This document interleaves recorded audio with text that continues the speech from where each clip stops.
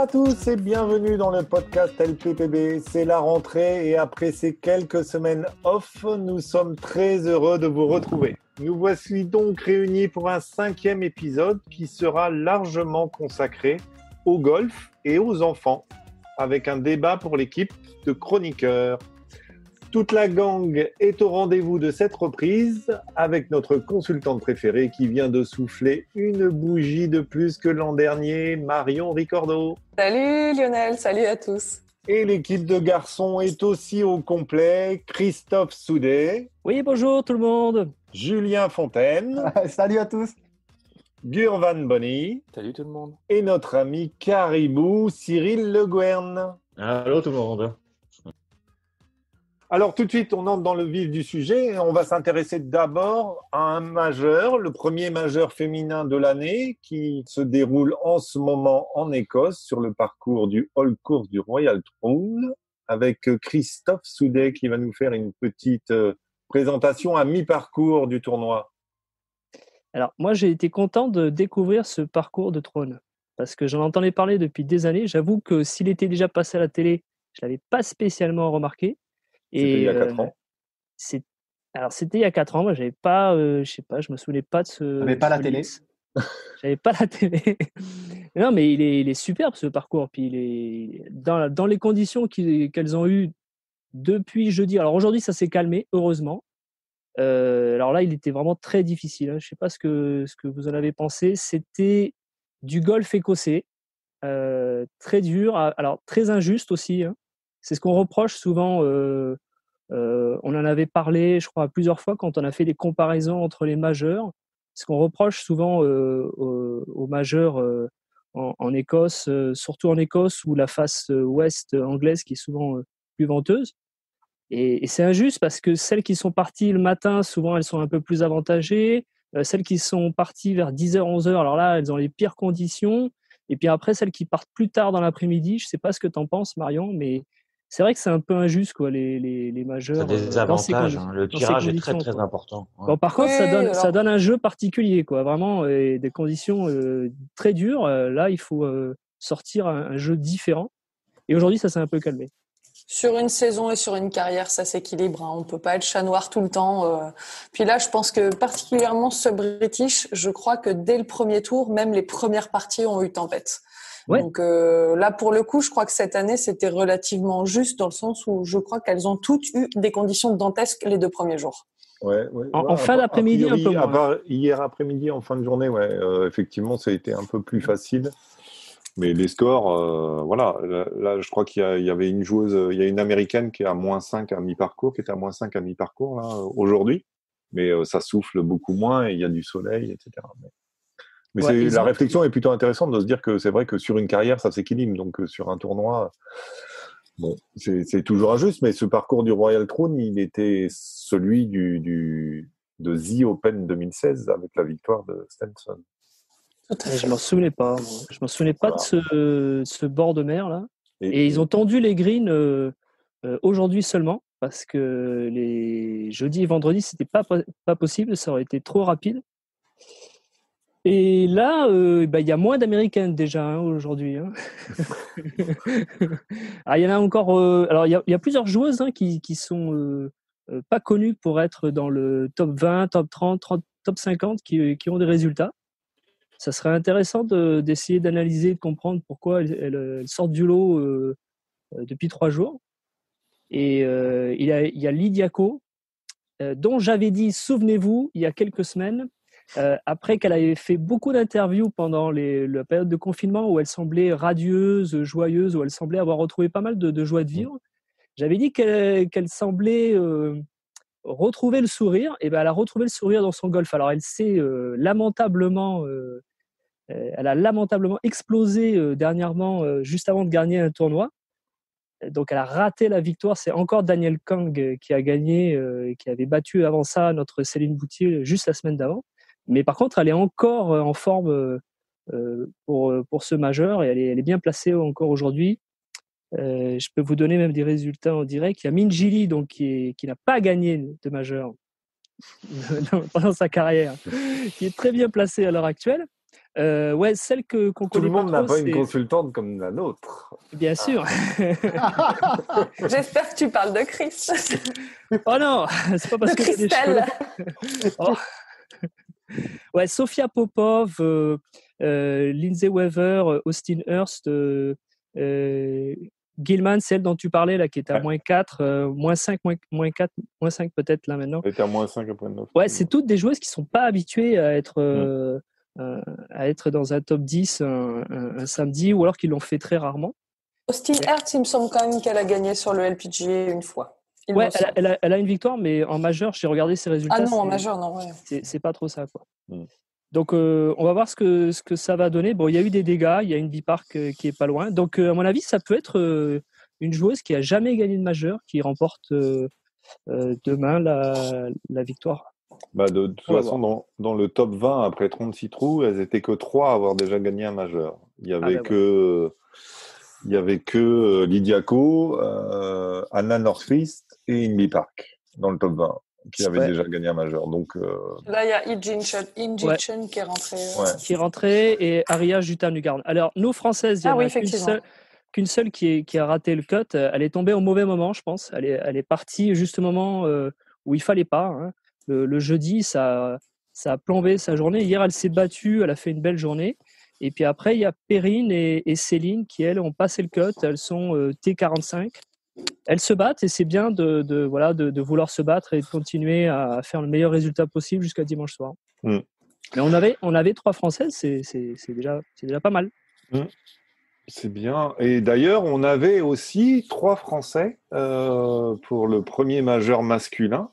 C'était bien ça. Le PGA Championship, avec une belle performance, un beau début de tournoi de Mike Lorenzo Vera, qui nous a fait bien plaisir. Après, forcément, l'intensité d'un tel tournoi doit être encore plus élevée, je pense, qu'un tournoi classique. Donc, c'est encore plus dur d'arriver à tenir 4 jours. Mais au final, ça reste un beau tournoi aussi pour Victor Pérez.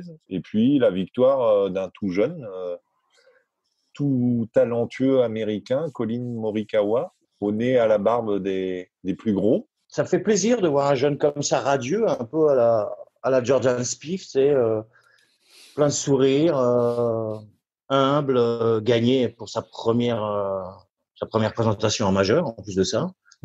Il fait quand même rookie de l'année dernière sur le PGA. Je pense qu'on va en entendre parler énormément. Non, moi, ça fait du bien, cette petite surprise de nouveau. Mais dans le paysage, il est en forme depuis des semaines. Hein. Il fait partie vraiment des joueurs en forme. C'est pas une surprise finalement d'avoir vu moi, gagner. Je dis depuis plus d'un an et demi. Hein, parce que tu vois que l'année dernière déjà, je te dis, il sort Rookie of the Year dès sa première année. Il est vraiment, vraiment impressionnant, quoi. Et une fois de plus, on revient un peu parce que c'est la référence, les comparaisons avec Tiger, un majeur à 23 ans. Parce il gagne déjà un PGA au bout de, je sais plus. Là, il a quand même 14 mois de golf sur le PGA. Il est un majeur. Il a une victoire aussi au PGA qu'il a eu. Enfin, c'est impressionnant. Puis je pense que c'est pas il aurait dû gagner le tournoi de rentrée aussi. Là, il rate ce putt là contre Berger en playoff. En playoff, ouais. C'est juste. Bon, après, la fraîcheur, c'est quand même que quand il soulève la coupe, il la casse déjà. Ouais, mais il rigole, tu sais. Moi, je l'aime bien, ce petit jeune. De toute façon, moi, je suis pour les jeunes. Les jeunes, c'est l'avenir, anyway. Donc, Après, je suis désolé, mais comme on disait là pour Mike qui a fait un très bon début de tournoi, l'intensité, mais l'intensité, voir un majeur, personne. Morikawa qui fracasse son drive sur le 16, il la met quasi au drapeau, et il n'y a personne pour être en délire parce qu'il se passe un truc dingue. Franchement, ouais, c'est un majeur, c'est bien, mais on se fait chier quoi devant la télé. Le dimanche soir, quand même, il y avait une dizaine de joueurs qui pouvaient gagner. Morikawa gagne. C'est pour ça que coup, mais après, ils étaient nombreux quand même. Non, mais c'est pour ça. Il y a un moment donné, il y a un moment dans la partie où il peut y avoir un play-off à 10, quoi.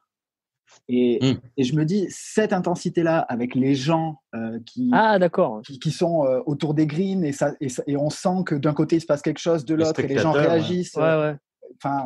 L'émulation du public manque énormément.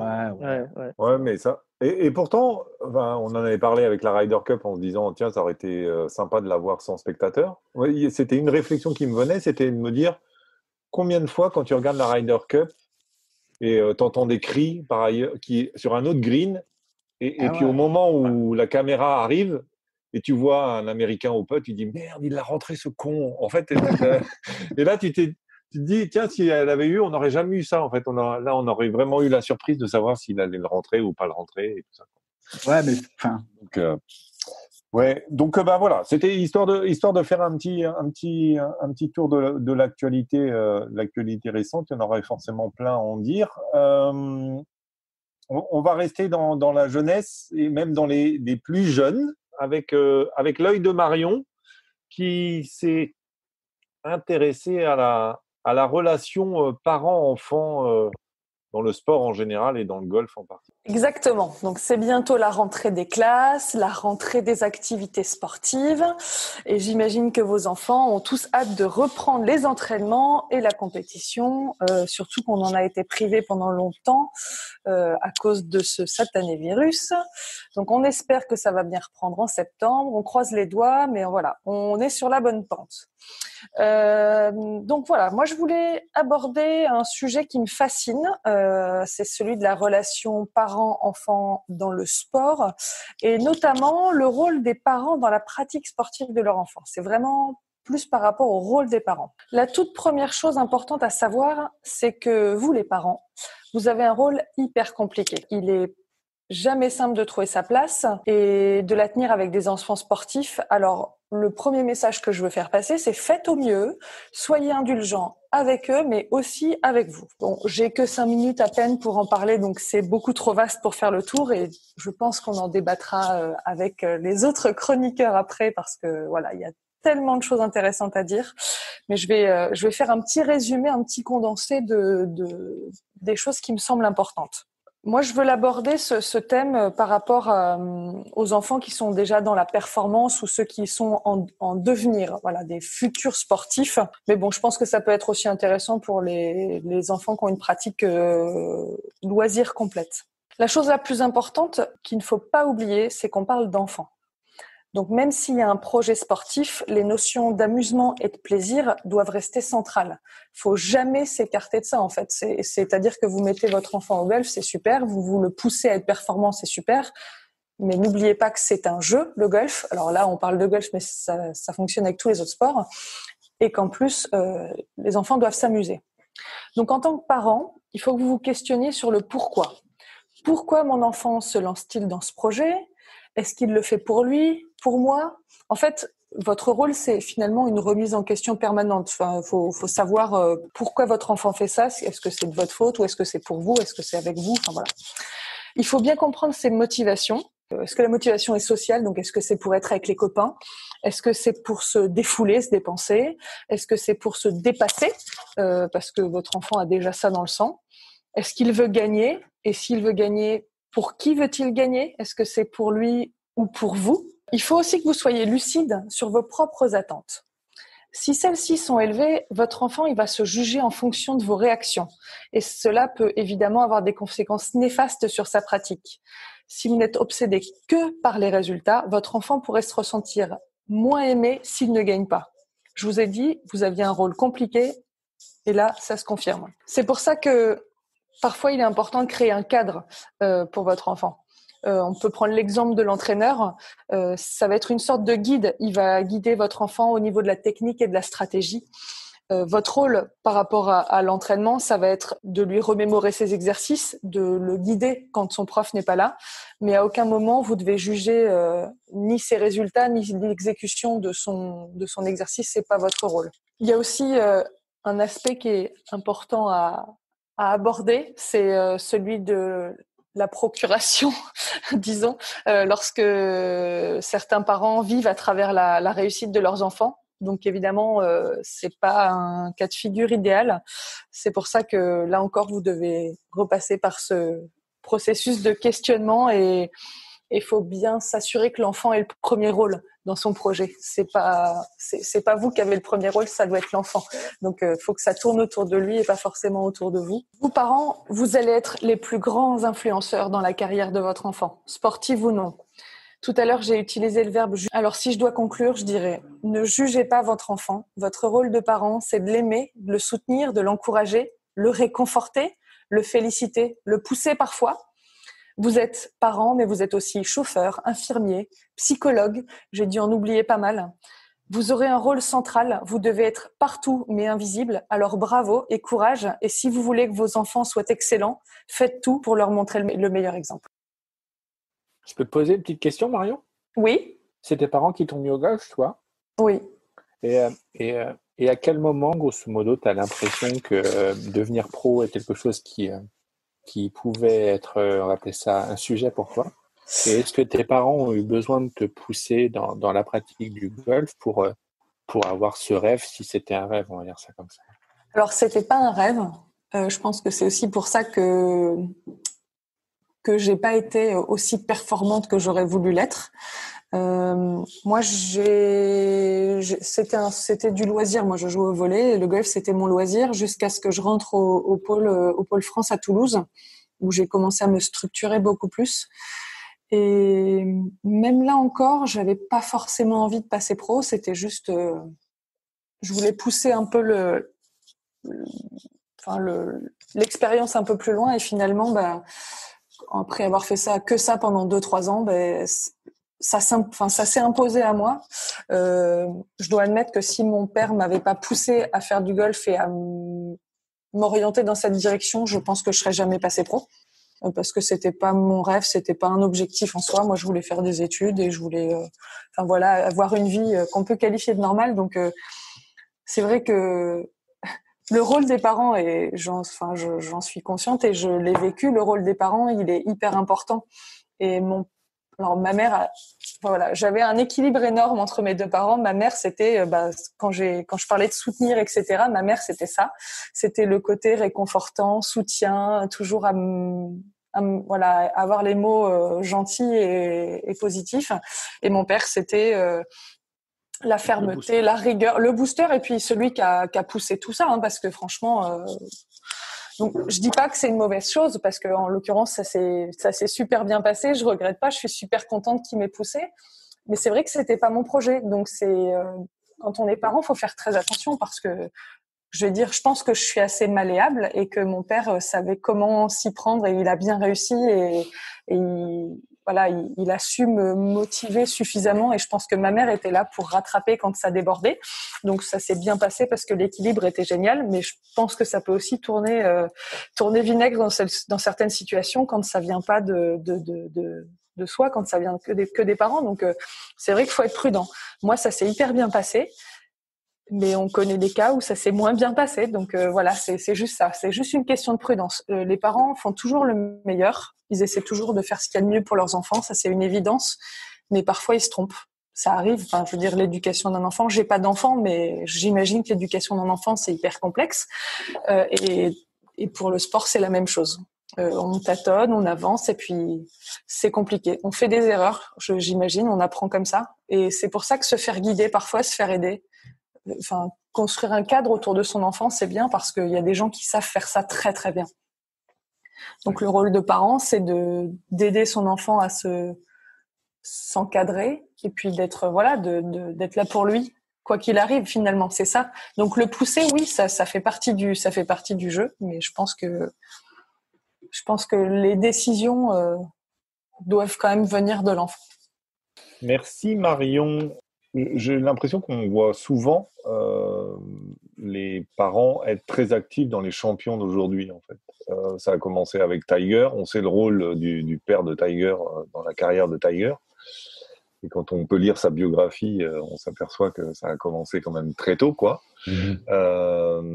Ça crée une telle émulation, d'ailleurs, que j'ai l'impression que sur les réseaux sociaux, c'est à celui qui arrivera à poster la vidéo de son enfant avec le meilleur swing le plus tôt possible. On voit des gamins de 2 ans aujourd'hui qui sont capables de faire des Mieux swings. swinguer que nous. Oui, exactement. Faudrait noter tous les noms pour voir si dans 15 ans ou 20 ans ils apparaissent quelque part. Mais on s'aperçoit qu'il y a quand même un rôle important des parents aujourd'hui, comme Justin Thomas, il me semble, c'est son père aussi. Et Schauffele aussi. Xander Schauffele. Ouais. Et c'est quelque chose qu'on voit, en tout cas, que j'ai l'impression qu'on voit plus outre-Atlantique que chez nous. Je ne sais pas si le fonctionnement, est-ce que là, on n'a qu'une experte en l'occurrence, mais est-ce que le fonctionnement outre-Atlantique dans la mise, dans le développement des enfants au golf est plus élevé, est différente par rapport à la France Si je peux me permettre, de ce que je vois ici, en tout cas, il y a déjà énormément de bénévolat.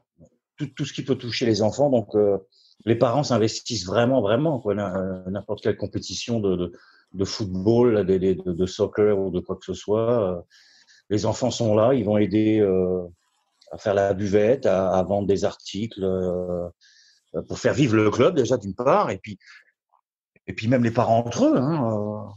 Je pense qu'il y a aussi ce côté-là très friendly qui fait que déjà les parents osent y aller et pas non, tu sais. Il y a pas ce côté individuel, beaucoup moins. Je sais pas si vous comprenez ce que je veux dire. On est plus dans dans la communauté. Dans la communauté totalement, et ça fait que moi je trouve que c'est constructif. Je veux pas.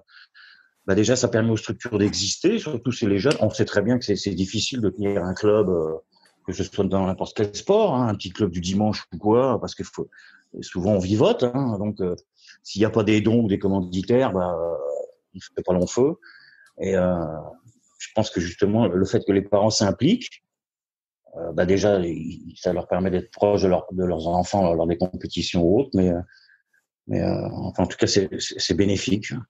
Moi, j'ai pas l'impression qu'en France, on ait cette problématique-là. Moi, pour être dans différentes associations, en général, il n'y a pas j'ai pas connu enfin, les gens sont plutôt impliqués, parfois trop, limite, puisque ils vont t'expliquer comment faire, mais en tout cas, j'ai l'impression que Romain Langasque a été énormément drivé, par exemple, par son père, Marc, pour l'amener au niveau. Donc, moi, j'ai l'impression que la plupart du temps, en fait, devenir un athlète de haut niveau, donc à part le cas ou des cas rares, ça part, on va appeler ça, d'un enfant probablement talentueux, des parents qui imaginent avec éventuellement un coach technique, un entraîneur, etc., avoir une ambition, et après, voir si les parents sont capables de faire monter, parce que, enfin, un enfant, moi, je sais que quand j'étais gamin, j'avais à peu près 10 idées à la minute, et l'envie quasi systématique d'abandonner une passion parce que en fait je me lassais, etc. Donc si derrière t'as pas tes parents qui sont là pour te recadrer, et surtout si t'es un gamin talentueux, clairement je pense qu'on n'a pas de filière de haut niveau. Voilà, les pôles France, je sais pas trop. Ouais. Il faut aussi différencier l'enfant qui a effectivement, on parle de Schauffele, on parle de Woods, des qualités telles qu'il peut devenir un champion sur des tours, en l'occurrence pour le golf, mais dans n'importe quel sport, et l'enfant qui va à son club de golf pour prendre du bon temps et s'amuser. Et le truc, c'est que, on parle de Woods. Woods, son père, à 4 ans, il le trash-talkait parce qu'il avait raté un putt de 1,50 m et il le descendait, quoi. Est-ce qu'on a envie de faire ça avec notre enfant ? C'est un risque à prendre pour avoir peut-être à un moment donné un enfant champion. Mais aujourd'hui, on parle pour la majorité des gens, on ne sera pas champion de golf, on ne sera pas professionnel. Et du coup, il faut faire attention à mettre le curseur, à ne pas se voir autre que l'on est. Je te rassure, c'est pour ça. Enfin, moi, je te rejoins complètement là-dessus. Mais nous, on voit l'exemple de Tiger, on voit l'exemple de Schauffele ou de Justin Thomas. Tu ne vois pas les 500 gamins qui sont passés à la trappe. Mais comme on peut parler du golf coréen, où on dit les Coréennes, elles nous ont inondés. Oui, mais pour combien qui ont sombré. Enfin, c'est toujours. On voit l'iceberg. Voilà, c'est ça. On voit toujours le bon côté de l'iceberg. On voit pas. Donc évidemment, ça fonctionne parce que on a des exemples qui montrent que ça fonctionne. Mais et là, par rapport à ce que tu disais, Lionel, aux vidéos qu'on voit avec les gamins qui ont des swings, ma petite rubrique, je l'ai faite aussi par rapport à ça. C'est à la dérive. Les parents c'est une course à mon enfant fait mieux que les autres. Mon enfant est déjà un produit marketing alors qu'il a même pas 10 ans. Ça peut être formidable parce que ça peut nous sortir un Tiger Woods, évidemment. Mais des Tiger Woods ou des Schauffele ou des mecs comme ça, il en sort un tous les 10 ans. Il nous en sort pas un toutes les semaines. Donc c'est vrai que et puis c'est une sacrée dégringolade, j'imagine. Alors moi je l'ai pas vécu parce que j'ai pas été enfin voilà, c'était un niveau de jeu complètement différent. Mais j'imagine la dégringolade émotionnelle quand on s'aperçoit qu'on peut pas atteindre les ambitions qu'on avait, parce qu'en fait, oui, les médias c'est bien, mais en fait c'est beaucoup plus complexe que ce qu'on imagine.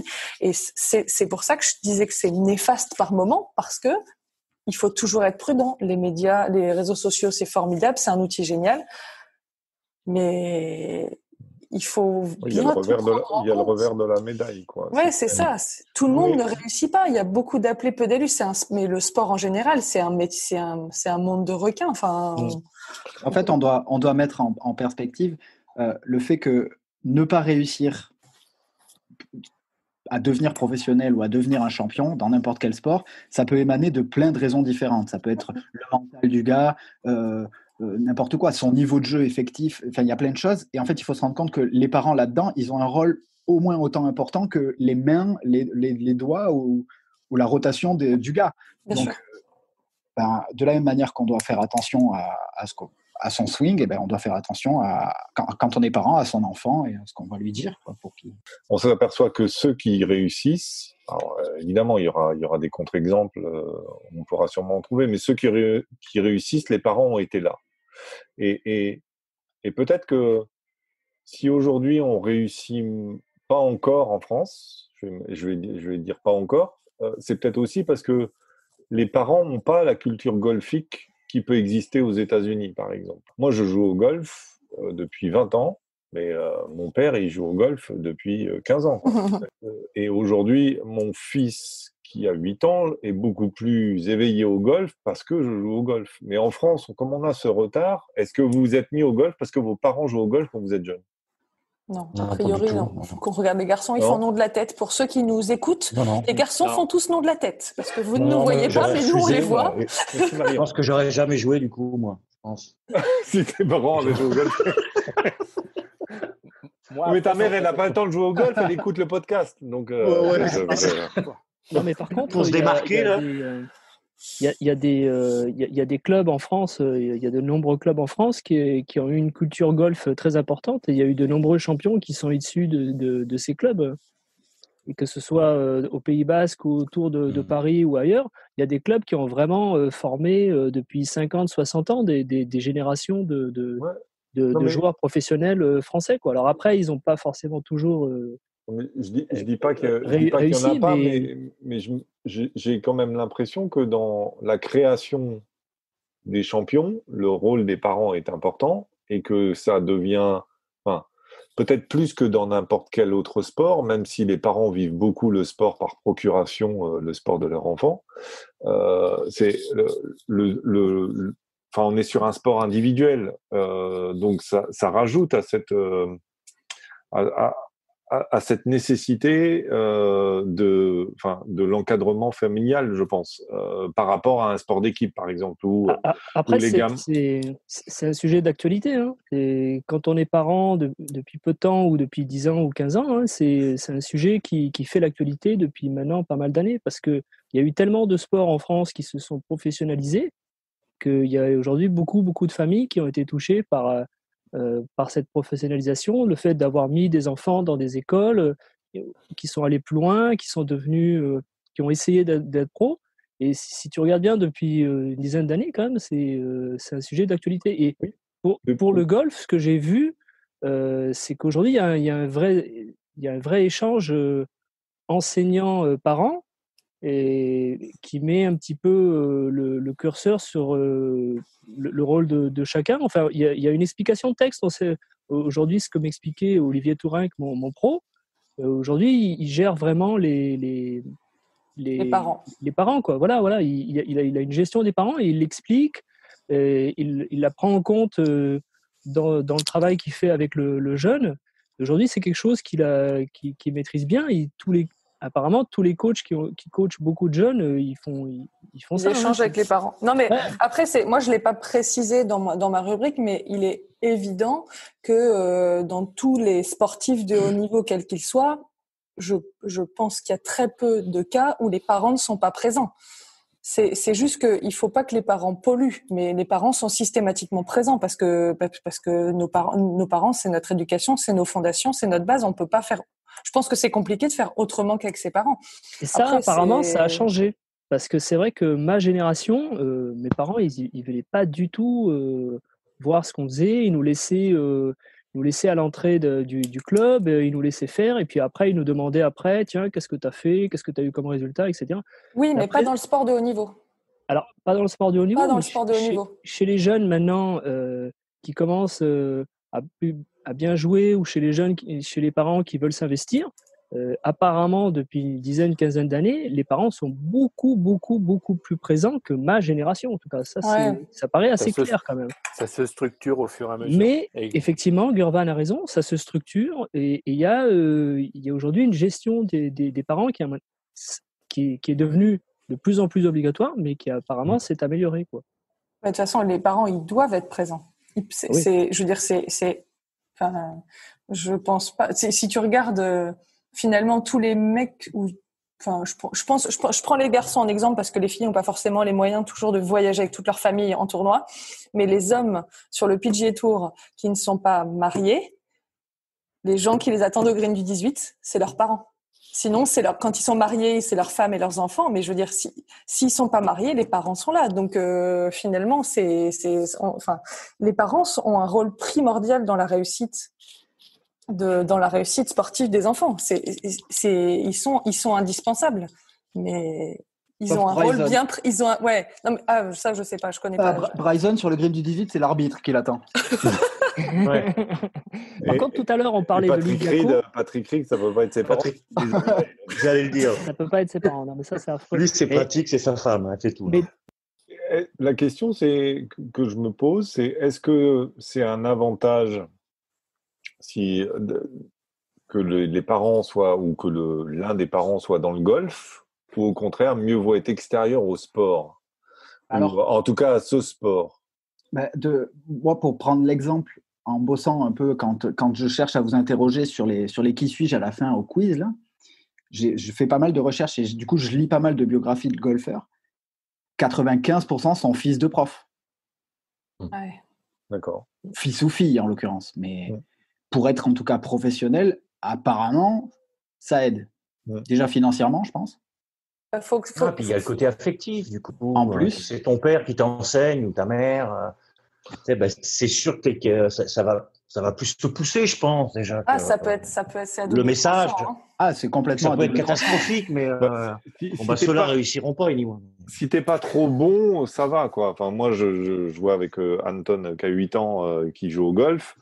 Ça va bien lui donner un ou deux conseils et tout ça, parce que tu sais, tu vas corriger son grip et tout ça. Mais je pense que quand tu as un niveau, moi, ayant pas un bon niveau de golf, du coup, tu sais à un moment que la progression, elle passera pas par toi, quoi.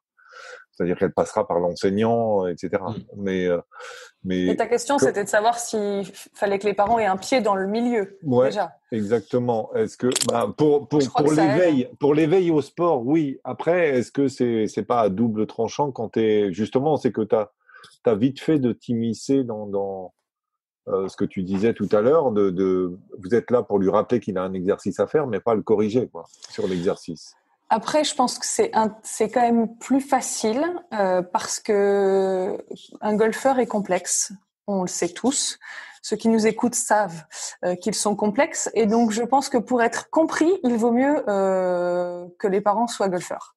Je pense que des non-golfeurs peuvent pas comprendre l'obsession qu'on peut avoir avec certaines choses au golf. Ça rend un peu dingo et c'est vrai que je pense que des parents non-golfeurs parfois pourraient pas comprendre la frustration qu'on ressent ou la colère ou enfin voilà, les émotions négatives peuvent être compliquées à comprendre pour des non-golfeurs. Et moi, même perso, dans le sport, moi perso, je suis assez binaire.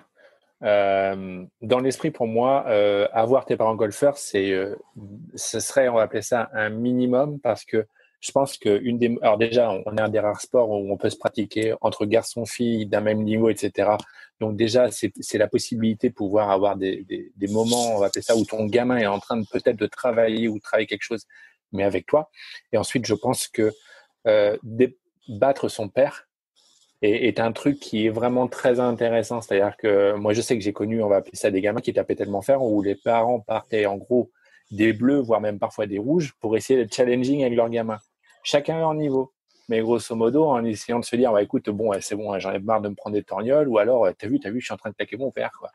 Et je pense que ça peut être une émulation positive. Après, évidemment, là, on n'est pas sur du très très haut niveau, mais voilà. Vous connaissez la citation? Oh putain, le quiz a déjà commencé? On pourrait, mais il y a une belle phrase, je trouve, c'est le golf et avec le enfant-parent, c'est on devient grand le jour où on commence à battre son père au golf, on devient adulte le jour où on le laisse gagner. C'est vrai. Magnifique. C'est ça. Mais c'est vrai que pour un enfant, moi je me souviens quand j'ai commencé à battre mes parents, c'était une vraie fierté, quoi. C'est quand tu les rattrapes. Après, c'est quand j'ai battu mon petit frère que j'étais contente. C'est un Dex 4 ou pas? Mon petit frère? Non, ils étaient meilleurs que moi. Donc quand j'ai commencé à le battre, là j'étais fière. Mais c'est parce qu'il jouait plus trop, donc c'était un peu normal. Mais voilà. Et si on a des auditeurs qui ne jouent pas au golf ou qui cherchent une activité pour leur enfant, on peut quand même leur conseiller de mettre leur enfant au golf, même s'ils connaissent pas, parce que ça reste un beau sport plein de valeurs. Qu'il y a des tarifs super intéressants pour les gamins. Ouais, et que le golf est pas si cher que ça pour les enfants. Et la réflexion de Gurvan, c'est quand même un sport où tu peux jouer en famille, et c'est peut-être le seul où tu peux jouer en famille. C'est sûr. Non, mais c'est vrai qu'en plus, pour les enfants, c'est pas cher. Enfin, je connais pas les tarifs de tous les golfs, mais là, c'est bientôt la rentrée, donc j'ai vu, je prends l'exemple d'Étretat, l'école de golf pour l'année, c'est 150 € par enfant. Enfin, je veux dire, on parle de golf, c'est pas très cher. Enfin, c'est quand même abordable pour une activité sportive, encadrée 2 heures par semaine par un prof, par un professionnel, parce que la plupart des profs dans les clubs de foot alors moi je joue au volley, la plupart des clubs de foot, les clubs de volley, les clubs de handball pour les enfants sont des bénévoles qui sont pas des enseignants purs. Enfin, c'est pas toujours le cas. Donc là au golf, les profs de golf qui donnent des cours de golf aux enfants en école de golf, ce sont des professionnels, c'est leur métier, ils ne font que ça, d'enseigner. Ils ont des diplômes. Enfin voilà, donc c'est vrai que c'est pas très cher, c'est encourageant, et c'est vrai que vous avez peut-être pas le temps maintenant, mais quand vous serez à la retraite et que vos enfants seront plus grands, vous serez super content de jouer soit avec vos enfants, soit avec vos petits-enfants, parce que c'est super de pouvoir croiser 3 générations sur les fairways pour un même sport. C'est tellement rare et c'est extra, quoi. Exactement. Et à titre personnel, moi je sais que quand mon père s'est mis au golf à la retraite, parce qu'il avait quitté la région parisienne, ça devenait plus facile. Je pense que j'ai jamais autant passé de temps avec mon père que depuis qu'il a joué au golf, en fait. Moi, à jouer au golf, etc. Et je pense que ça nous a rapprochés, le fait d'avoir quelque chose à partager, et tu l'as pu forcément quand t'as 15, 20 avec tes parents et tout ça, et sauf quand t'as quelque chose en commun comme le golf, en tout cas. Le partage des grades, c'est important. Et enfin voilà, hein, comme l'avait dit Marion en préambule et en off, il y a beaucoup de choses à dire sur la relation parent-enfant, et je suis sûr qu'on sera amené à en reparler. Il y a pas mal d'associations qui œuvrent pour les enfants. Il y a même des circuits pour les enfants. Le Born for Golf Tour, par exemple, créé par Raph Jacquelin, ça méritera sans doute qu'on s'y attarde un jour pour présenter un peu tout ça. Mais il y a un point qui a été soulevé et qui va me permettre d'enchaîner avec Gurvan sur la réaction on parlait du prix pour les enfants, etc. Et puis Gurvan avait un petit coup de gueule à passer. Voilà, c'est la fin de l'été, donc il est un peu grognon quand même. Non, ouais, à vrai dire, ça a commencé quasiment dès le confinement. On a vu les réseaux sociaux en fait ont été le témoin des demandes qui sont à peine surprenantes de certains golfeurs. En résumé, c'est rendez l'argent. D'accord. Donc, je pensais que c'était appelé ça canalisé durant cette période-là, mais alors depuis la reprise, j'ai comme l'impression, tant dans la vie vraie que sur les réseaux sociaux, que bah putain, ça s'amplifie, dis donc. Et pas uniquement. Donc, au début, c'était parti plutôt sur la FF Golf. D'accord. On n'a pas utilisé. Moi, j'ai payé ma licence, j'ai pas utilisé. Mais rendez-moi l'argent. Mais visiblement, ce mouvement se développe aussi vis-à-vis des golfs, et donc venant et des membres et des joueurs abonnés. Et là, en fait, ça m'étonne beaucoup plus. Je me suis dit à ce moment-là que c'était peut-être l'occasion d'essayer de battre en brèche quelques idées reçues, en particulier sur la partie financière du monde golfique. D'accord. Donc, je vais commencer par la FF Golf. Donc, pour rappel, hein, c'est une association, donc il n'y a pas de bénéfices à redistribuer, pas d'actionnaires. Et en général, j'ai essayé de faire un petit jeu de mots, ce sont les grands projets qui drivent la FF Golf. D'accord. Il y a quelques années, merci Marion, il y a quelques années, c'était la Ryder Cup. Et là, en ce moment, pour reprendre un petit peu la problématique qu'on rencontre, c'est le futur Fall France, où l'objectif, c'est d'essayer d'avoir quelque chose qui soit top pour nos jeunes, avec un super centre d'entraînement et une zone de petits jeux que vous pouvez découvrir via les réseaux sociaux. Eh ben, figurez-vous, ça coûte de l'argent. D'accord. Et c'est à ça que sert votre licence principalement. D'où la mesquinerie, je trouve, d'aller essayer de réclamer 15 € pour 3 mois de licence non utilisée. 3 €, c'est le prix d'un forfait Soch. Si tu payes trop cher chez Orange, tu peux changer de forfait. D'accord. D'autant que pendant cette période-là, la FFG a sacrément bien travaillé, je trouve. D'accord. Donc, une fois qu'on a parlé de la FF Golf, on va passer sur les terrains. D'accord. Pour beaucoup, visiblement, de ces personnes, être propriétaire d'un golf, ça a l'air d'être facile. Et je crois que ça ne l'est pas. D'accord. Donc, première chose, c'est gérer les clients comme nous. Bon, moi, je suis peut-être gentil, mais je dois être quand même un peu radeur puisque je suis français. Donc, ça doit jamais être très simple de faire de la relation commerciale vis-à-vis de nous. D'autant qu'on en veut toujours plus pour moins cher. Difficile équation quand augmente le niveau d'exigence de la clientèle, mais aussi celui du respect de la nature. D'accord. Il faut utiliser moins d'engrais à terme. Il faut que, en gros, alors on a moins d'engrais, mais on a un comportement de golfeur qui ne change pas. C'est-à-dire que là, vous pouvez regarder sur les réseaux sociaux, les traces de pas dans les bunkers, les pitchs non relevés, c'est devenu légion. D'accord. Déprimant. Et évidemment, j'oubliais les golfeurs qui veulent le fairway tout vert en plein été caniculaire. Ben oui, mon coco. Mettons on se la prochaine fois, d'accord. Et la tendance, s'il en fallait qu'une seule, c'est d'avoir une vraie tendance pour les golfs indépendants à s'allier entre eux. Si vous voyez, et c'est particulièrement vrai en Île-de-France, des golfs indépendants qui s'allient, ça veut dire qu'ils ont des problèmes en termes d'argent, d'accord. Ça veut dire qu'ils n'arrivent plus à séduire par eux-mêmes. Ça va éventuellement de l'alliance, ça va aussi éventuellement avec des nouveaux investisseurs. Alors vous ne le voyez peut-être pas ailleurs, mais en Île-de-France aussi, beaucoup d'actionnaires chinois arrivent pour soit devenir actionnaires, soit racheter carrément le golf et devenir l'hôtel, d'accord. Et l'autre tendance aussi, c'est le rachat par des chaînes, d'accord. Des golfs qui étaient indépendants se font racheter beaucoup par des chaînes, d'accord. Donc évidemment, c'est pas très très simple. Ça veut dire que d'un point de vue financier, c'est pas Byzance. Si on va ici étudier les chiffres des chaînes, c'est pas Byzance non plus. C'est-à-dire que si vous regardez les chaînes comme Blue Green ou comme Open Golf Club, allez faire, un certain nombre d'accès sont gratuits. Vous verrez que depuis les 2 ou 3 dernières années, ces chaînes-là perdent de l'argent. Alors qu'évidemment, la théorie, c'est de toute façon, ils font énormément de thunes et qu'en fait, ils n'en redistribuent pas assez ou qu'ils les conservent précieusement. Et non, en fait, c'est que grosso modo, comme on est à peu près à un nombre de golf qui est à peu près équivalent en France et qui reste stable dans les 600-700, ça veut dire que la plupart du temps, en fait, les chaînes essayent de racheter des golfs indépendants pour pouvoir avoir un effet critique et donc essayer de minimiser les coûts, mais sans pour autant dégager énormément de bénéfices. D'autant que, et il faut s'en souvenir, en général, les frais liés au personnel sont alors après c'est difficile de sortir un chiffre précis, mais entre 20 et 30%. Donc, ami golfeur, quand tu demandes à baisser le tarif de ton abonnement, ça veut juste dire que tu essayes de diminuer les charges de personnel. D'accord. Et tu m'expliqueras comment tu fais pour, avec moins de personnel, avoir un entretien qui est meilleur et un terrain de qualité.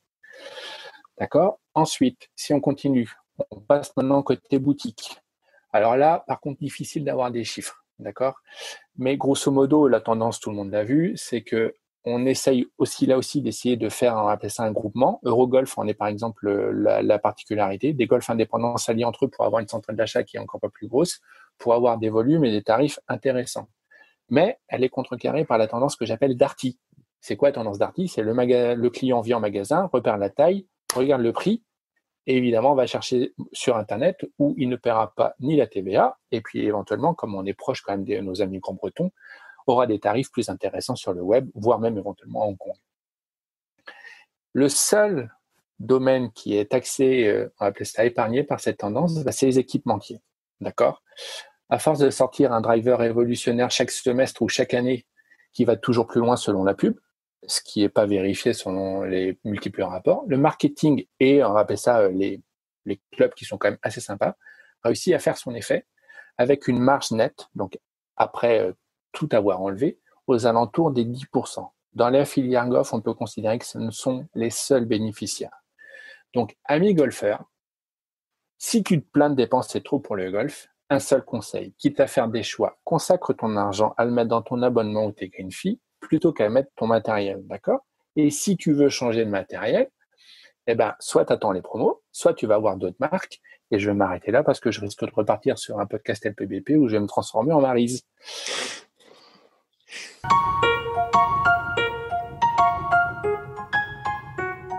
Donc, c'est la rentrée. Et puis, pour ceux qui nous suivent régulièrement sur les réseaux sociaux, ils voient en général la team s'activer à l'occasion des week-ends des PGA Tour avec la fantaisie. Alors, peut-être que notre ami Caribou pourrait nous expliquer et éclairer un peu nos auditeurs qui ne sont pas au parfum de ce qu'est la fantaisie PGA Tour. Mais c'est ça, ouais, parce que en fait, en ce moment, on est en pleine émulation grandissante là, sur Twitter avec évidemment les playoffs de la FedEx sur le PGA. Et en fait, c'est donc parti cette aventure-là a commencé il y a maintenant 1 an et demi. On a décidé avec Lionel, donc avec le blog de la petite balle blanche, de monter cette Ligue Fantasy donc sur le PGA Tour, qui consiste finalement à sélectionner des joueurs et selon vos envies du moment, en espérant avoir évidemment le vainqueur. Donc, je ne vais pas rentrer dans les détails, mais on a commencé cette première saison donc l'année dernière. On était une petite trentaine. Cette année, on est rendu 38. Ça fait qu'on est quasiment 30 à tous les jours, un peu à regarder nos résultats et nos déceptions souvent. Et évidemment, on va partir une 3e saison, ça c'est sûr. Donc, si jamais ça vous intéresse, de toute façon, on aura le temps de publier ça sur Twitter, le pourquoi de comment vous inscrire. Là, on achève donc cette saison puisqu'on suit les playoffs. Donc, il reste 2 tournois et demi avant de désigner le champion. Puis déjà, là c'est le Northam Trust. Je crois qu'il y en a quelques-uns qui peuvent en parler, mais ça va faire encore pas mal de ravages au classement. Donc, c'était juste une parenthèse comme ça. Puis, madame avait... la reine de notre ligue, la Queen, avait demandé, c'est à l'occasion sur Twitter de parler un peu de cette ligue-là. Et donc, déjà, moi, ça me fait énormément plaisir, évidemment, d'animer tout ça, vous aurez bien compris. Et ça te fait plaisir de gagner surtout. Ouais.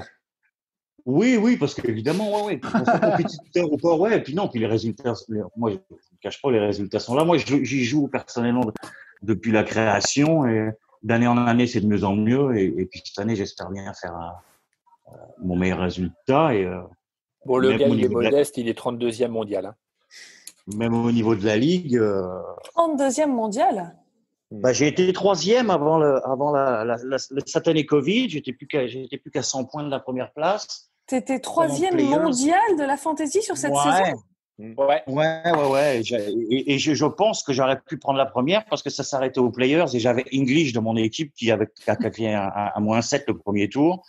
Et je pense qu'il n'y en a pas beaucoup qui l'avaient. Et en tout cas, ça s'est arrêté. Et puis le coup d'arrêt m'a fait vraiment très, très mal. Les 3 premiers tournois, je pense que j'avais que 3 équipes. J'ai eu du mal à m'y remettre. Mais là, je suis reparti et je désespère pas de revenir parce qu'elle est plus qu'à 300 points, cette première place. Puis il y a eu pas mal de dégâts aussi dans le haut du classement. Donc, pas mal de joueurs qui n'en ont pas 4, qui n'ont pas Kisner, par exemple, que j'espère qu'il va faire un bon truc parce que DJ, ça paraissait une évidence. Fait que mais moi, ce qui me fait plaisir à travers ça, c'est évidemment de l'animer et puis des interactions qu'il y a sur Twitter. Donc, la première année, j'avais fait le trophée Caribou récompensait finalement celui qui intervenait le plus et genre le plus friendly. Donc, ça a été remis à Gaëtan, notre Parisien national, porteur du PSG. Donc, à l'occasion, il avait eu un whisky au sirop d'érable, me semble. Il faudra dans les confirmations. Enfin, un truc bien dégueu. Et quel genre de truc que tu sors quand ta belle-sœur vient avec son douchebag de mari puis ses crétins de môme, que t'as pas le choix, que tu veux virer tes invités, donc c'est à ce moment-là que tu sors la bouteille. Voilà. Mais, c'est ta mère qui va être contente quand elle va écouter le podcast. Oui, c'est vrai, c'est elle qui lui a remis, donc c'est ça, c'est même pour moi, parce que c'était assez compliqué avec les frais de port, etc.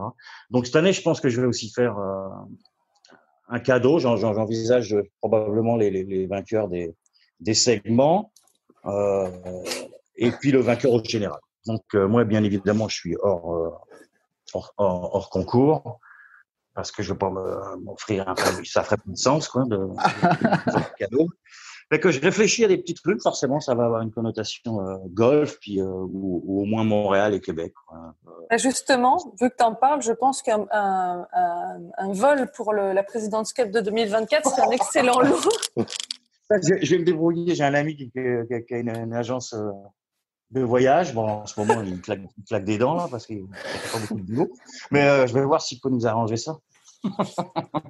Non, mais c'est sûr que la Fantasy PGA Tour, elle a pris d'autant plus d'importance cette année que la Fantasy European Tour, qui était aussi, il y avait une ligue de la petite balle blanche, n'a pas eu lieu cette année carrément, alors qu'on avait fait 2 éditions.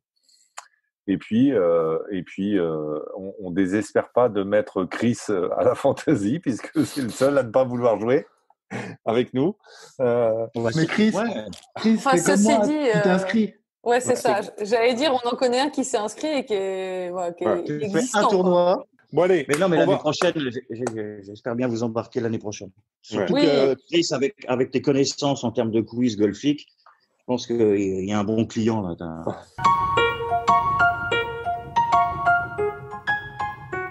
C'est pas parce que c'est la rentrée qu'on n'a pas nos devoirs à faire. On va terminer avec le quiz de notre ami Julien.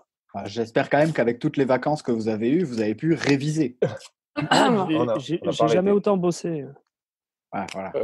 Moi égal à moi-même. Hein. Ce sera Marion, Cyril et Lionel. Oh, désolé, Chris. Contre Chris et Gugu. Je suis toujours avec Lionel. Alors, cette fois-ci, je te suis, Gugu. Moi, je pense qu'il y a manigance pour essayer de faire gagner Gugu, en fait, régulièrement. Ouais, toujours pareil. Merci à toi, Juju. Allez, on commence avec l'équipe de 3. Donc, on a eu ce petit débat sur les enfants et leurs parents. Il y a en tout, sur les tournois du PGA et de l'European Tour, 11 pères et 11 fils qui ont gagné. Je demande à l'équipe de 3 de m'en citer autant qu'ils peuvent pour autant de points que possible. Alors, il y a la famille As. Attends, c'est pas validé, hein.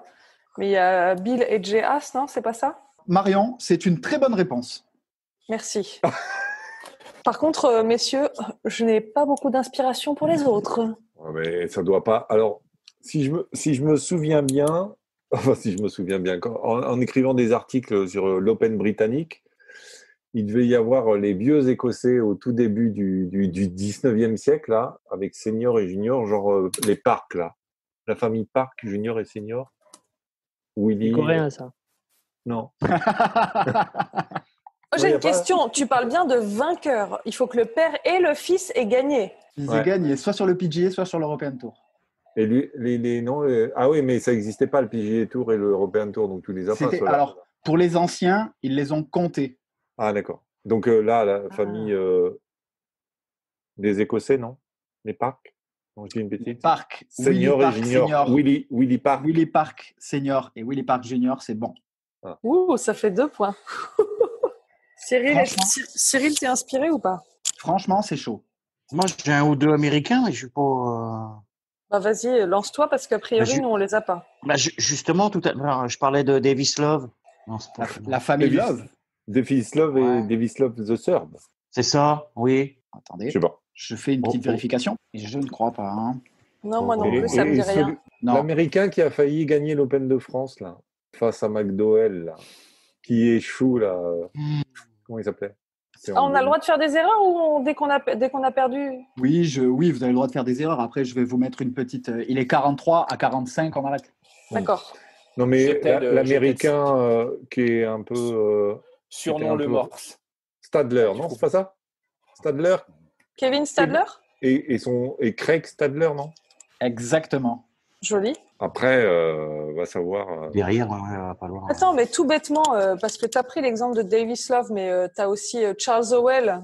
Non, pas Charles Howell. C'est Si, ça, 3, ouais. On Dans le même essaie avec la style, c'est famille les- Charles Howell. Alors, Charles Les deux que Howell, j'avais. j'ai vérifié, j'ai pas trouvé de victoire. Charles Howell n'a jamais gagné? Ah, dis donc. Charles Howell, il a gagné, mais son père, Ah, ok. Son père n'a pas gagné. Très bien, très bien, très bien. Ouais, Charles Howell, il a gagné Davis Love. 3 fois. Pas facile cette rentrée. Niklos? Non, c'était son petit-fils, Non, non, c'est qui son jouait à nom. Oui, Niklos. c'est son petit-fils. Il n'a pas gagné encore. Mais il n'a pas gagné, donc. Ouais, c'est ça. Ok, bon, je Et vous coupe là. Palmer, non? Pas Palmer, non. Non, Palmer, non. Je tente. C'était pas facile. Il y a vraiment des noms que moi, j'avais jamais entendus, pour être honnête. Il y avait la famille Kirkwood, la famille Burke, la famille Hefner. Sur le Tour européen, il y avait la famille Garrido et la famille Oh. Canizares. Oh, Et puis, Toi, t'es impardonnable, Marion. c'est vrai. Les Espagnols, franchement. je peux vous citer encore Bob et Kevin Tway, Oh, ou encore, et là on remonte, la famille de Tom Morris Senior et Tom Morris Junior, Ah oui, voilà. qui ont gagné les Open. C'était l'autre que je cherchais. Voilà, bon, 3 points. 3 points. Donc, je vous demande, Chris et Gurvan, toujours sur un enfant, en l'occurrence un prodige, puisque On va on va parler de Tiger. Non, on parle de Tiger. Et je vous demande l'âge auquel il a battu son père pour la première fois, son père handicap 3. La première fois où il l'a battu sur 18 trous en stroke play. Donc ça voudrait dire déjà qu'il aurait battu une fille, hein, une prouette. C'est ça, LPGA? C'est ça. Et depuis un moment. Hein. 16 mois, 18 mois. Ah, je sais pas. Il était en gigoteuse. Et en partant des mêmes petits départs, Il me semble que c'est en partant des mêmes petits. t'imagines toi que ça soit possible en dessous de 10 ans? Non. Et Ce qu'on je crois fait, c'est j'ai que- vu l'âge il n'y a pas longtemps en plus. Vu que l'équipe a fait 3 points, si vous tombez sur le bon âge, je vous donne 3 points et ensuite je vous enlève 1 point par tranche d'un an. Moi, dans ma tête, d'un être humain normal, ça pourrait pas être possible avec un gamin qui a moins de 11 ou 12 ans. Je pense qu'il faut quand même qu'il ait une certaine taille. Mais C'est pas Joel rigolo non plus, le gamin. Hein. non, je sais bien, c'est Tiger. Non, mais je sais bien. Il me semble que, Tout je ça, sais ça. pas, il me semble que l'âge de 9 ans m'avait marqué quelque part, mais je sais pas si c'est lui ou je sais pas. Je me 12 ans, souviens je me souviens que Cyril nous avait dit qu'il avait fait son premier tronc en 1 à 8 ans. Ouais. Je crois non, moi j'ai lu qu'à 6 ans, il en avait déjà fait 2. Sur des pitch and putt, ça compte pas. Ouais. Ouais. Moi, quand 9 ans, moi je pense que c'est entre 9 ans et 12 ans. Ouais. Mais il me semble qu'à 12 ans, il y a un événement important dans sa vie parce que il commence à jouer de grandes compètes, alors qu'avant c'est. Ah, mais s'il joue des grandes compètes à 12 ans, enfin, moi je dis rien. Mais Ouais, je sais c'est pas. comme vous voulez. Hein. Allez, va pour 9, allez. C'est à 11 ans. 11 ans, il bat son père, donc vous prenez 1 point. L'âge de 12 ans, vous avez peut-être marqué parce que c'est à 12 ans qu'il a fait sa première carte en moins de 70 coups. Enfin, Ah. voilà, après, il y a À plein de 11 ans, stats. il bat son père, donc il me reste 3 ans avec mon fils. Quoi. Tandis Il y a des, mais je vous invite à aller lire n'importe quoi que vous pourrez trouver sur Tiger. Il y a quand même des chiffres qui sont incroyables et qui sont vraiment quasiment hilarants tellement c'est surnaturel. Allez, on passe à petite énumération.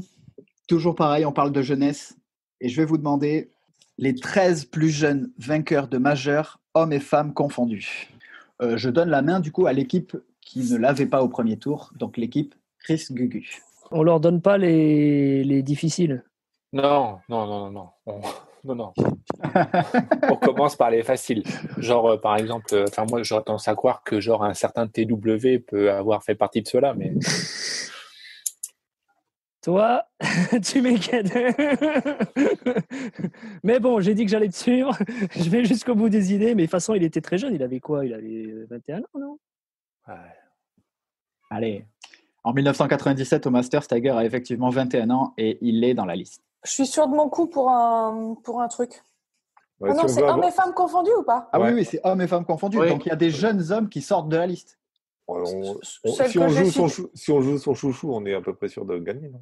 Ouais, Oui, c'est non, ça. mais- Vous Ouais, êtes il y a quasiment lui sûr de aussi. prendre des points bonus aussi. Je suis Oui, pas c'est ça. sûre parce que je sais quel âge il avait et là il vient de dire que Tiger avait 21 ans. Eh ben, il avait moins de 22 ans, Jordan, hein, quand Non. il a gagné. Ouais, il est dedans, c'est sûr. Mais- Bon, Ouais, je rouvre le. allez, je En tout- vais faire confiance à mon équipe et on va dire Jordan Spieth. C'est bon, Allez-y messieurs, c'est à vous. On va dire Lydiaco. c'est bon. 18 ans et 4 mois, Lévian en 2015. Mais moi, c'est ça l'autre, ça me revient. Si Young, je sais plus quoi, 21 ans, le US. Ryu? Ah, c'est ça. Elle était si jeune que ça, Soyeon Donc Ryu. Soyeon, on a dit Soyeon. Ok. Est-ce que c'est bon? Soyeon, comment? Soyeon Ryu. RYU. Alors, je fais une petite vérification parce que je ne l'ai pas dans ma liste. Oh bah voilà. Et c'est organisé ça, tout ça. Ah non, mais c'est chaud parce que, en vrai, je suis obligé de recouper plein de trucs parce que c'est bon. Ouh. C'est ça, ouais. Bah du coup ça fait du coup il y en a 14 alors. Ouais. Bon, allez, je le tente On comme pense, ça si jamais. ouais, allez, on pense comme ça, à- si jamais il y a échec, ça sera On ma part. pense à Jack Nicklaus. Il a 46 ans quand il gagne le Masters en 86, il me semble. Et il me semble qu'il a 21 ans quand il gagne son premier majeur. Je crois que Bon, c'est après, l'US Open A à priori, il 61. il cherche, donc à mon avis, il Ah l'a ouais, pas non, dans sa mais moi, liste. je vérifie tout maintenant. Non, c'est un peu trop vieux, Jack Nicklaus. Ah, Eh merde. Il avait dommage. 22 ans passé. Eh ben, J'ai du raison coup, sur l'US Open. on va dire, on va dire, je suive Marion, Lexi Thompson, parce que je suis sûr qu'elle avait presque pas 20 ans. Lexi Thompson, mais ça, c'est pareil. Merde. Bah, je sais qu'elle a gagné le KPMG là récemment, mais je me demande Non, si elle mais n'avait pas gagné un autre avant. Elle gagne le Hana Inspiration en 2014, non? Bah oui, c'est le KPMG. Je disais le KPMG, c'était Ouais, le c'est bon. Inspiration. Ouais. Lexi Thompson, c'est bon. Ok, cool. Bravo. Je vais prendre Brooke Henderson parce qu'à un moment donné, Cyril va y penser. Ouais, Brooke Henderson, c'est bon, 18 ans. C'était le KPMG en 2016. Il y a forcément une autre coréenne. Une autre, Oh. ouais. Mais Pas forcément. une bille pas, non. Si, il sait laquelle dont je parle. En plus, je suis à peu près Pas sûr. forcément. Non, mais si, je pense que si je me souviens, puisque j'y étais, Yoo Kim à Evian en 2014. Je pense que si je me souviens de ce que j'ai écrit, je pense qu'elle n'avait pas 20 ans. Ouais, c'est bon Le aussi, premier pareil, jour. 19 ans.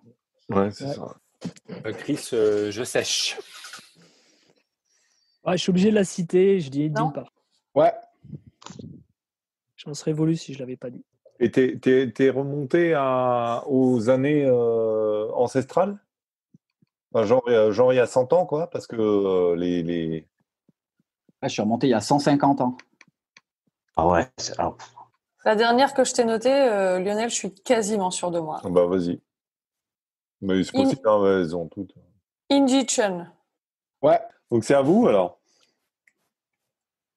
On n'est pas dans la merde. Allez, Tom Morris. Alors, si, le senior ou junior? Oh, c'est coquin. Oh, c'est coquin. Attends. Dans l'esprit, c'est le père qui est l'architecte. Junior. Ouais, c'est bon. En 1860, j'ai plus trop la date. Mais... Tu pouvais pas me le donner. Non, mais sérieux. je te l'aurais donné. ok. Mais là, ouais, je vois bien. Remarque, il a quel âge, le Colin, là? Morikawa. 23. 23. Ah ouais. Ça marche pas. Ça marche pas, ouais. Qui c'est qu'on avait dans les... Non, mais il y a très longtemps, quoi. Je sais pas, dans les anciens, je c'est... veux dire. Ouais, dans les anciens. Moi, je dis, ouais, tente-le, Lionel. Bobby Jones. Non. Ah oui, si on va là. Ah, ouais. Ah bah alors, ah bah oui, bah on va y aller par là. Ok, trop tard, c'est plus à nous. Non, mais c'est pas grave, on a tous bouffé le Joker. C'est ça, ouais. Tu veux que je me dise vous pour la mauvaise réponse? Alors, Non, mais je sais pas, de toute façon. on va tenter Seb Ballesteros. Tiens, moi, comment je peux Ah, faire? Ballesteros, 22 ans. Ah, putain, on n'est pas loin. Victoire pour nous. 3 points à 1 pour l'équipe boss. 3 points à 1. Non, combien ça fait? Bah, on avait déjà 3-1, donc j'espère qu'on a plus. 5 points à 1. Ah, bravo, merci. Ah, il va falloir cartonner. C'est à la tête du client quand même, c'est Ouais, les ouais, attributions de points. Hein. Si vous continuez à râler, je vous mets qu'un point pour l'énumération. Non, c'est super. C'est pas Super. comme ça, les Moi, points, j'aime beaucoup. d'habitude. Quoi, c'est pas comme ça les points. Deux Ouais, c'est points à la la tête du victoire. client aujourd'hui, alors Ne cherche ne pas. critique pas Deux l'arbitre. points, la victoire. 2 points à la victoire à l'énumération.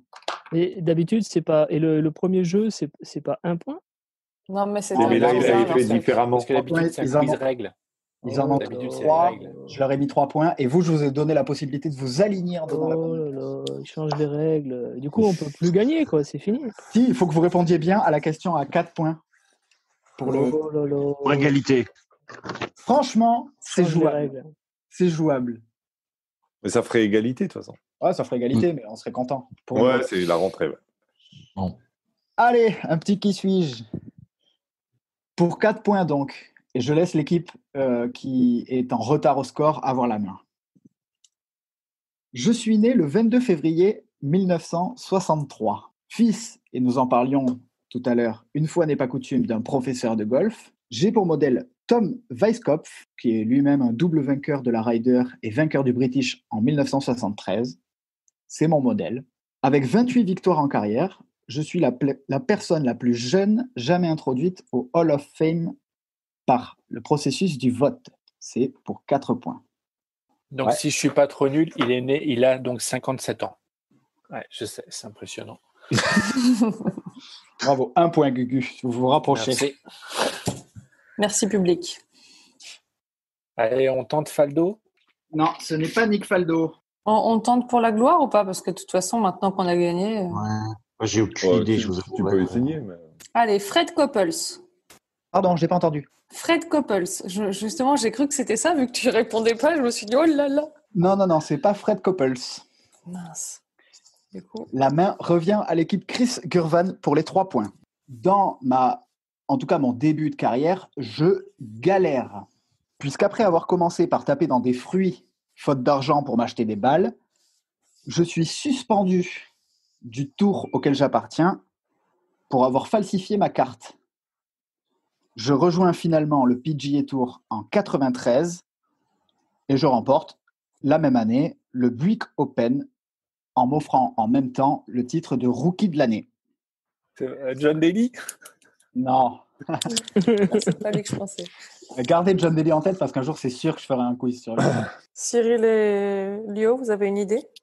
Moi, j'ai aucune idée De avec toute les 3 façon, ils points. peuvent plus gagner alors. Vas-y, donne-nous les 2 points, là, peut-être que...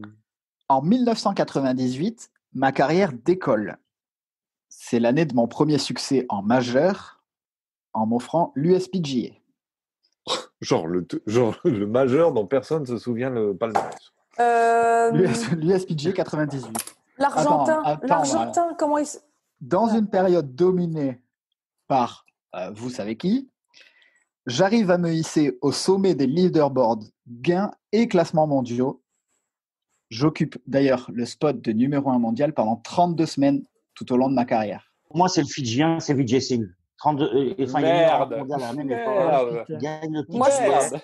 pensais à lui Ouais. aussi, mais Bien joué, Cyril. Bonne réponse, c'est sûr. Cyril. Bien joué. Ah, Ah. merde. DJ Singh. Alors, en l'occurrence, les fruits, c'était des noix de coco.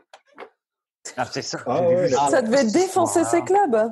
Ça valait le coup d'être mentionné.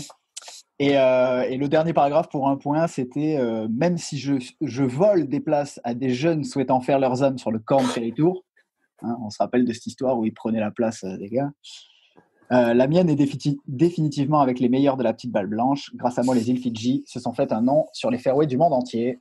D'accord, bien joué. Je suis Vijay Singh, bravo. Il y a Bravo un pour ce Masters en plus, il y a un autre USPGA. Ok. C'est la classe. C'est un- Alors lui, je le désolé. voyais plus vieux pour le coup. Ouais, moi aussi, j'aurais... Lui, pour le coup, il a toujours été vieux. encore. Ouais, c'est ça. Ouais. Mais il a Ouais, toujours. Non, mais c'est ça, en fait. C'est vrai que Rocky a 30 ans, pour le coup. Ça, c'est bluffant, Brooke qui a 30 ans. Ouais. Une belle Bon. carrière. Félicitations. C'est qui a gagné? C'est nous. Quelle question. Merci, Quelle question. merci Julien. Bravo, joli match nul. Merci, Allez, Julien. vas-y. Ouais, c'est comme c'est l'école des fans, c'est la rentrée, tout le monde a gagné. Donc, Voilà, Oh exactement. non. Tout le monde, il a gagné.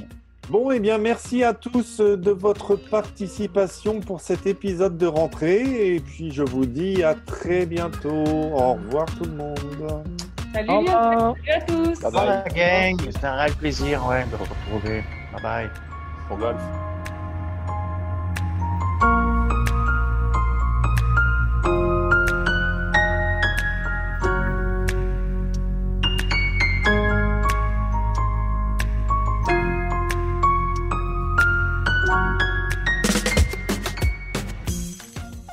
Merci à toutes et tous de votre écoute. Je tenais à créditer la musique utilisée dans ce podcast. Le titre est Anita Latina du groupe Le Gang. Vous pourrez retrouver toutes les informations concernant la musique et les prochains épisodes sur notre adresse lepodcastgolf.petiteballeblanche.com. À très bientôt.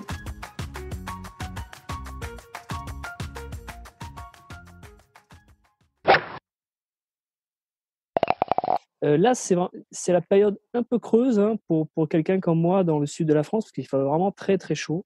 Mais en dehors de ça, j'arrive à jouer toutes les 2 semaines, quoi, en fait.